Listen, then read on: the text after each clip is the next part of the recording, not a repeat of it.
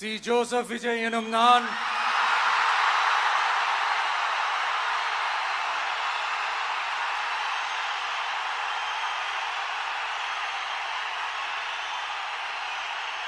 சட்டப்படி அமைக்கப்பெற்ற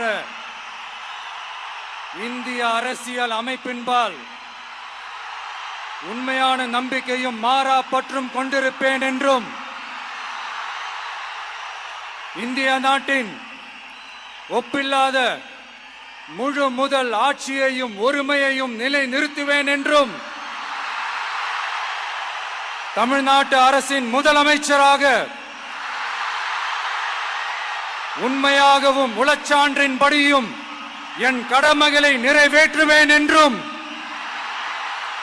அரசியல் அமைப்பிற்கும் சட்டத்திற்கும் இணங்க அச்சமும் ஒருதலை சார்பும் இன்றி விருப்பு வெறுப்பை விலக்கி பலதரப்பட்ட மக்கள் அனைவருக்கும் நேர்மையானதை செய்வேன் என்றும் ஆண்டவன் மீது ஆணையிட்டு உறுதிமொழிகிறேன்.